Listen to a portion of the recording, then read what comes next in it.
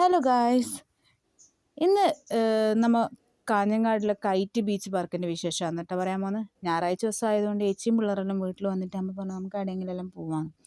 അങ്ങനെ ഞങ്ങൾക്കൊരു തോന്നി കാഞ്ഞങ്ങാടിലെ കൈറ്റ് ബീച്ച് പാർക്കിൽ പോവാം. അങ്ങനെ അടുത്തേക്ക് പോകുന്ന വഴിയാണ് കേട്ടോ ഇതെല്ലാം. അപ്പോൾ പോകുന്ന വഴിയിൽ കുറേ ഭരണിയും കാര്യങ്ങളെല്ലാം കണ്ടു കേട്ടോ. നല്ല രസമുണ്ടായിരുന്നു കേട്ടോ. അതെല്ലാം കാണാൻ വേണ്ടിയിട്ട് ഇത് കാഞ്ഞങ്ങാട് സ്മൃതി മണ്ഡപം പിന്നെ ഒരു ഇതുപോലെയെല്ലാം ഉണ്ട് അടുത്തേക്ക്. അപ്പോൾ നമ്മൾ ഏകദേശം അടുത്തേക്ക് ബീച്ച് പാർക്കിലേക്ക് അടുത്തേക്ക് എത്തി. ഇപ്പോൾ ഈ ബീച്ച് പാർക്കിലേക്ക് എൻട്രി ഇതാണ് നമ്മളെ ബീച്ച് പാർക്കിൻ്റെ എൻട്രി എന്ന് പറയുന്നത്. അവിടെ പോകുന്ന വഴിക്ക് പിള്ളേരെല്ലാം വന്നു കഴിഞ്ഞാൽ നല്ല രസമാണ് കേട്ടോ. അവർക്ക് കളിച്ച് എൻജോയ്മെൻറ്റ് ചെയ്തിട്ട് പോകാൻ നല്ല രസമാണ്. ഫസ്റ്റ് ഒരു പാർക്ക് കണക്കൊരു എൻട്രി പാർക്കിലേക്കാണ്, ഒരു റിസോർട്ട്, ഒരു പിക്നിക് ഏരിയ എന്നെല്ലാം പറയുന്നത് നല്ല രസമാണ്. അത് കഴിഞ്ഞിട്ട് അതിൻ്റെ ഉള്ളിലേക്ക് പോകുമ്പോൾ ഇങ്ങനെ ഒരു മുളയും കൊണ്ടെല്ലാം ഉണ്ടാക്കിയ ഒരു ഫുഡ് കോർട്ട് പോലെ ആക്കിയതാണത്. അതൊന്നും പണി തീർന്നിട്ടില്ലാന്ന് തോന്നുന്നു. നല്ല രസമുണ്ട് അതെല്ലാം കാണാൻ വേണ്ടിയിട്ട്. അങ്ങനെ അതെല്ലാം കഴിഞ്ഞ് നമ്മൾ കുറേ അങ്ങോട്ടേക്ക് പോകുമ്പോൾ പിന്നെയാണ് കേട്ടോ കടപ്പുറം വരുന്നത്. അങ്ങനെ നമ്മൾ ആ ബീച്ചിലൂടെ ഇങ്ങനെ കുറേ നടക്കാമെന്നെല്ലാം വിചാരിച്ച് കുറേ സമയം നമ്മൾ അങ്ങനെ ഇലയൂടെയെല്ലാം നടന്നു. അപ്പോൾ ഈ ബീച്ചിൽ കുറേ നായ്ക്കുഞ്ഞുങ്ങളെല്ലാം ഉണ്ടായിന് കേട്ടോ. കുറേ എണ്ണം ഉണ്ടായിന്. കുറേ പേര് ഉറങ്ങുന്നെല്ലാം ഉണ്ടായിന് കേട്ടോ.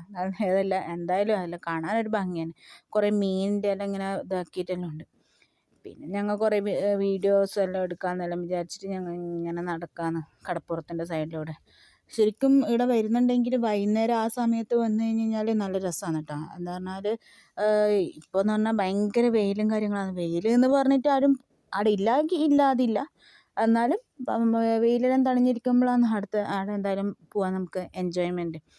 പിന്നെ ഈ കടപ്പുറത്തിൻ്റെ അപ്പുറം ഭാഗത്തേക്ക് കുറേ കുഞ്ഞി തെങ്ങുണ്ട് കേട്ടോ. നമുക്ക് കൈ കൊണ്ട് തന്നെ പിടിക്കാൻ പറ്റുന്ന രീതിയിലാണ് തേങ്ങയെല്ലാം ഇളനിറെല്ലാം ഉള്ളത് പിടിച്ചിട്ട്. അങ്ങനെ അതിലെല്ലാം നമ്മൾ നടന്നു, കുറേ സമയം നടന്നു, കുറേ കഥയെല്ലാം പറഞ്ഞു. കടപ്പുറത്തിൽ കഴിഞ്ഞാൽ നമുക്ക് നല്ല സുഖമല്ല ഇങ്ങനെ നടക്കാൻ വേണ്ടിയിട്ട്, പഴയ കാര്യങ്ങളെല്ലാം ഓർമ്മിക്കാനും അങ്ങനെയല്ല.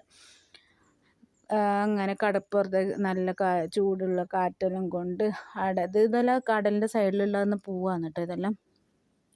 അങ്ങനെ നടന്ന് കുറേ പിള്ളേർ ഒന്നിച്ച് കളിച്ചു.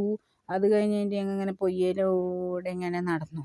ആകുമ്പോൾ പിന്നെ തിരമാല വരുന്നതും പോകുന്നതും നോക്കിയേ എന്ത് രസമാണെന്ന് നോക്കിയേ. തിരമാല വരുന്നതും പോകുന്നതെല്ലാം കാണാൻ വേണ്ടിയിട്ട് അങ്ങനെ ആക്കി. ചേച്ചിമാരൊന്നും ഇറങ്ങിയിട്ടാ, അവർക്കെല്ലാവർക്കും പേടിയായതുകൊണ്ട് ഞാൻ ഇറങ്ങി കടലിലേക്ക്.